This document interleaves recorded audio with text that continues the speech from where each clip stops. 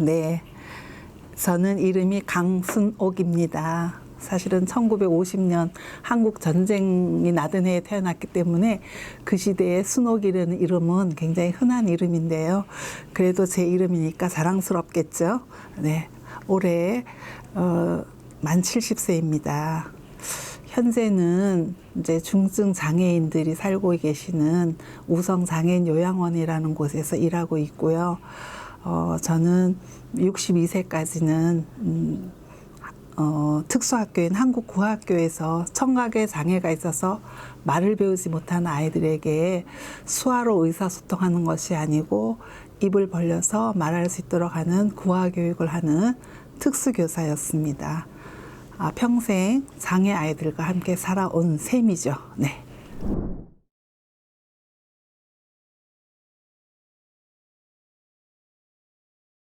저는 고등학교 2학년 때인 1966년에 제 생애 처음으로 정말 장애인을 만났어요.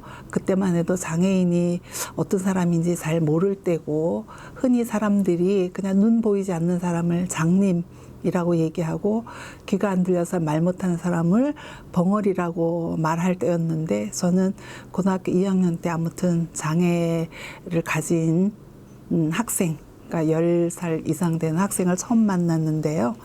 여름방학 때 그 한국고학교 기숙사에서 생활하시던 이제 지금 말하면 지적장애 아이들인데 정신지체 아이들을 데리고 일상생활 훈련을 하기 위해서 삼각산에 있는 기도원으로 지금 말하자면 무슨 생활 캠프 같은 걸 나갔을 때 제가 자원봉사로 따라가서 함께 한 일주일을 생활한 적이 있어요.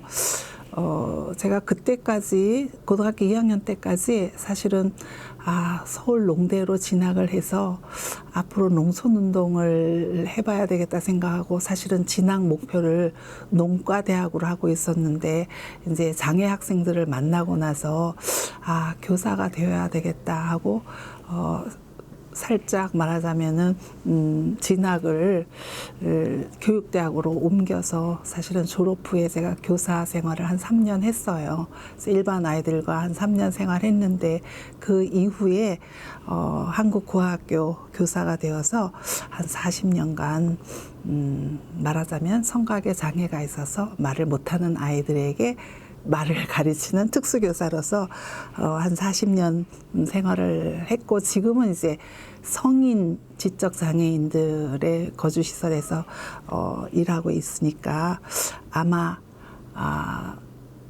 그때 그 경험이 사실은 제 일생의 어떤 터닝 포인트가 되지 않았을까 생각합니다. 네.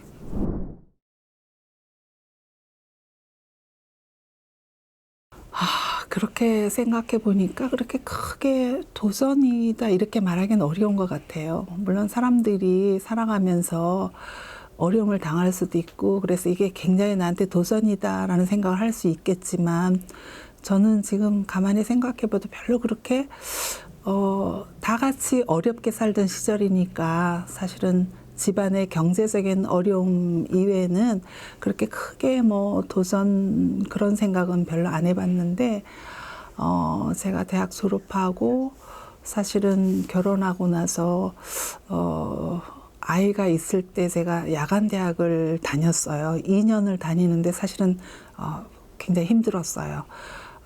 아이도 있지만 시부모님도 계시고 식구가 제가 좀 많았어요. 신우들도 있고 함께 살았는데, 그래서 2년을 매일 월요일부터 금요일까지 낮에 일해서 퇴근해서 저녁에 대학에 가서 공부하는 게 사실은 어려웠는데 그렇게 이제 학부를 마쳤고요.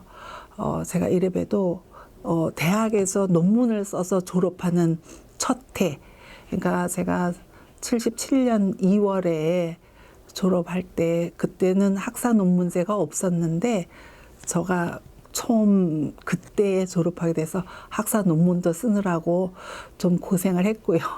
우스운 이야기지만 지금 우리가 타이프 컴퓨터 작업해서 뭐 프린트하고 이건 너무나 쉽지만 그 옛날에는 손으로 다 써서 이걸 복사를 하는데도 한 장 복사하는데 1, 2분 걸렸어요. 그거를 이제 논문을 몇 권을 만들어서 내고 이런 적도 있었지만 아무튼 그리고 나서 이제 청각장애 영유아, 그러니까 3살 밑에 아기들을 제가 가르치고 유치원에서 아이들을 가르치면서 자꾸 장애 쪽에만 눈이 가서 아, 이건 장애라고 해서 그 특성만 생각하면 안 된다. 일반 유아들의 생활과 같이 나가야 된다는 생각에서 제가 사실은 대학원에서 유아교육을 공부를 하느라고 굉장히 아이러니한 일이죠. 제가 대학원 갈 때 2 아이가 있었고 그리고 대학원을 다니면서 셋째를 가졌고 그런데 학교에 가서 공부를 하면서는 유아기에는 부모가 이래야 저래야 된다.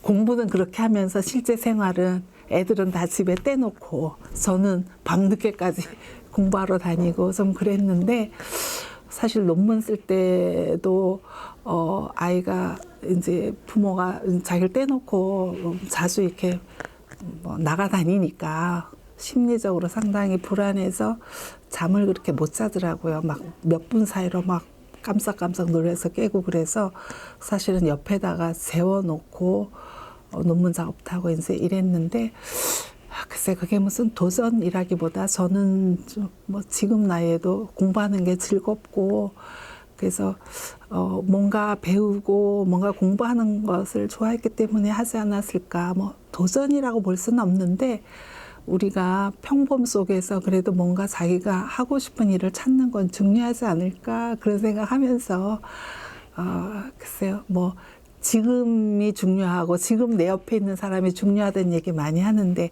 그때는 아마 저한테도 그게 또 중요했으니까 그렇게 공부하지 않았을까 그런 생각이 드네요. 뭐 크게 도전이라고 할 것까지는 없을 것 같아요.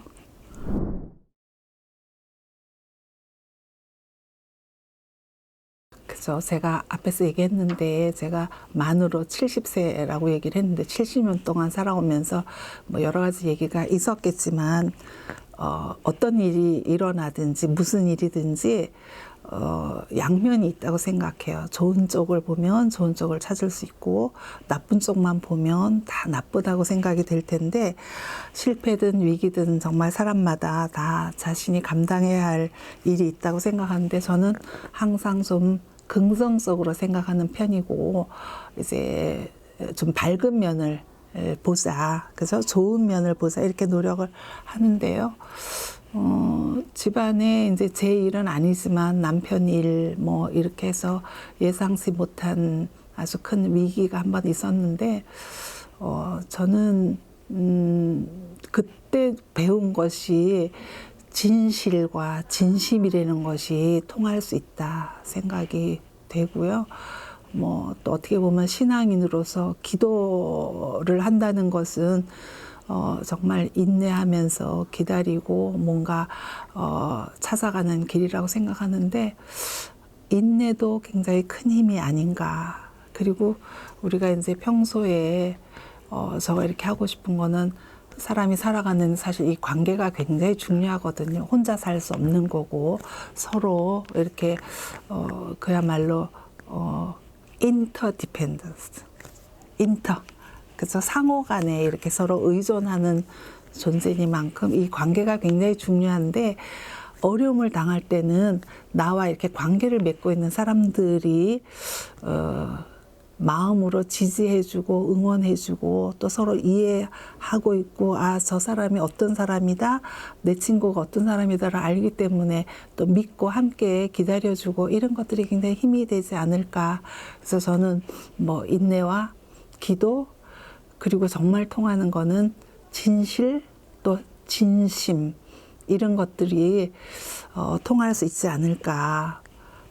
그런 것이 아마 우리가 어려움을 당했을 때 극복할 수 있는 힘이 되지 않을까? 저는 그렇게 생각을 해요. 아까 잠깐 얘기를 했는데요. 저는 정말 제가 학교를 다닐 때는 1960년대면 굉장히 어려운 시절이었어요. 그러니까 우리가 국민총생산량이나 뭐 GNP 1인당 뭐 1년 소득 뭐 어쩌고 이런 말들이 그때는 정말 쓰이지도 않다시피 아주 어려운 시절이고, 지금 젊은 사람들은 그 시절에 우리나라 사람들이 어떻게 살았는지 잘 모르실 수도 있잖아요. 그래서 그 당시에 학생들의 꿈은 보통 크게 말하면 변호사, 은행원이 의외로 굉장히 많았어요. 그게 굉장히 안정적인 직업이라고 생각해서 그런지 교사 뭐 이런 그저 그런 직업인이 되고 싶다는 것이 참 그런 꿈을 가진 친구들이 많았는데, 저는 아까도 얘기했던 것처럼 그 당시에는 정말 계몽주의 사상이 이렇게 한참 번질 때니까 시문이라는 작가가 쓴 쌍독수라는 소설이 학생들한테 굉장히 많이 읽혔어요. 그 안에 최영신이라는 여자 주인공이 농촌에서 농촌 운동가로서 농촌에 살고 있는 사람들의 마음과 정신도 깨우고 뭐 농사법이나 혹은 글을 배운다거나 이런 일에 굉장히 뭐 아무튼 그런 영향도 많이 받아서 앞에서 얘기했던 것처럼 저도 농촌에 가서 농촌에 살고 있는 사람들의 무엇인가 그래서 이렇게 얘기하면 우습지만 조금 더 나은 생활을 향해서, 또 우리나라의 어떤 그때는 뭐 결국은 농경 시대였으니까 농촌에 있는 사람들이 깨어서 뭔가 더 나아갈 수 있는 길, 그리고 또 그때만 해도 문맹자들도 많았던 때였으니까 좀 그런 꿈이었는데요. 그리고 한편으로는 간호사가 되어야 되겠다. 다들 아시다시피 우리 나이팅게일 얘기 많이 하는데요. 정말 그랬어요. 그런데 이제 이렇게 정말 장애인하고 함께 살 줄은 그 당시에는 몰랐지만 제가 장애 아이들을 만나고 주말이면은 거기 가서 아이들하고 같이 어울려서 놀기도 하고 이러면서 결국 교사의 꿈을 키웠고, 그러니까 아마 뭐 뭔가 어줍지 않은 생각이겠죠. 다른 사람들을 위해서 뭔가 도움이 되었으면 좋겠다는 생각은 좀 했던 것 같아요. 결국은 장애인들하고 오랫동안 생활하면서 제 학창 시절의 꿈은 잘 이루어온 것이 아닐까요? 그렇게 생각해요. 모르겠어요. 잘 이루어진 것 같아요. 네.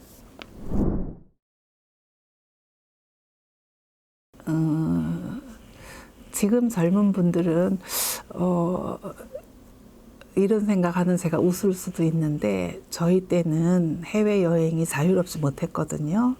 제가 1975년에 처음에 이제 일본의 여러 특수학교를 견학하느라고 일본을 갔었는데, 그때 제가 비자를 얻기가 굉장히 어려웠어요. 그래서 제 고등학교 때 은사님이 교육청에 장학관으로 계셨는데, 그분이 제 보증을 서서 제가 해외를 일본을 나갈 수 있었거든요. 그래서 저가 여러 군데 여행을 참 많이 하고 싶고, 근데 이제 이 나이가 되면 걷는 것도 1시간 걸으면은 몹시 피곤해지고, 제가 등산을 굉장히 좋아하는데 뭐 산 타는 것도 어려울 테고, 그런데 정말 젊은 시절로 돌아간다면 제가 좀 여행을 많이 하고 싶고, 앞으로 제가 갈 수 있다면 이과수 폭포를 꼭 가야겠다 이렇게 생각을 하는데, 그죠? 그런 대자연 속에 가서 서면 아마 우리가 정말 얼마나 작은 존재로 겸손해지지 않을까요? 어떤 삶을 보는 이제 눈이나 이런 것들이 겸손해지고 좀 더 뭐랄까요, 좀 더 깊이 있는 삶을 살 수 있지 않을까 해서, 정말 젊은 사람들에게는 여행을 좀 많이 다니라 하는 말을 하고 싶네요. 제가 못했기 때문에 더 그럴 수도 있고요. 네.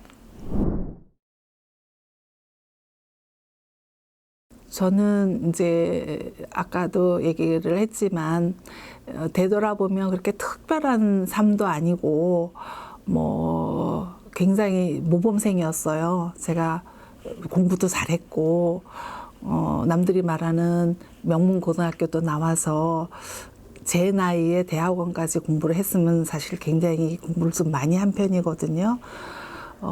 그런데 정말 하고 싶은 일을 이게 이러이러니까 못한다 막 이런 생각보다 정말 젊은 사람들은 용기도 있어야 되는데 어떨 때는 좀 만용도 부려서 정말 남들이 예를 들어서 부모들이 그건 하면 안 돼라든지 어른들이 볼 때는 그런 걸 하면 안 된다고 생각하는 그런 것도 자기가 정말 하고 싶을 때는 좀 만용도 부릴 수 있으면 어떨까?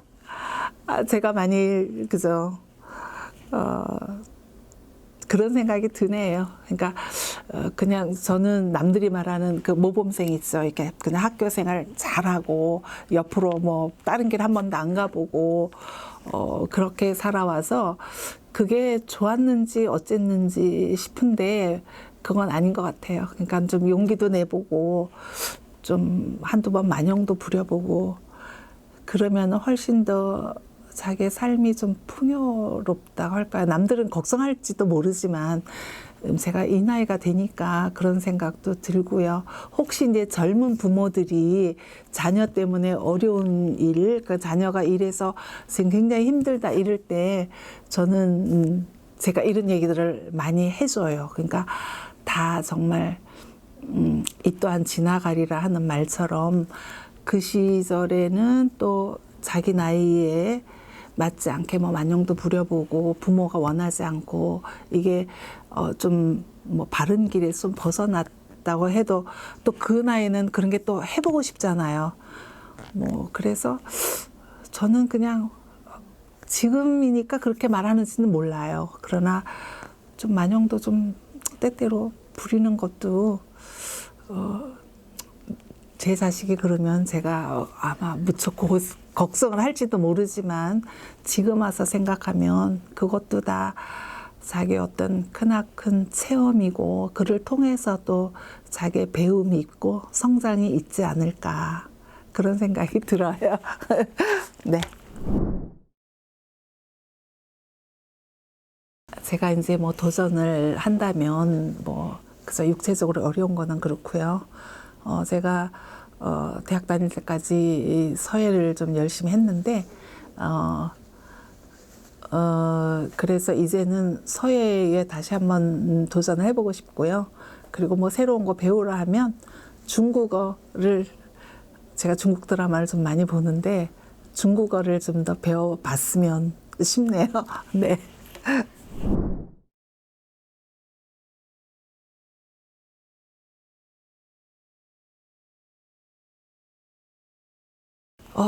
제가 이제 늘 하는 말인데요. 언제나 어떤 문제든지 어떤 일이든지 나한테 있을 때 제일 어렵잖아요. 그런데 다 나만 힘들다고 생각하지 않았으면 좋겠고요.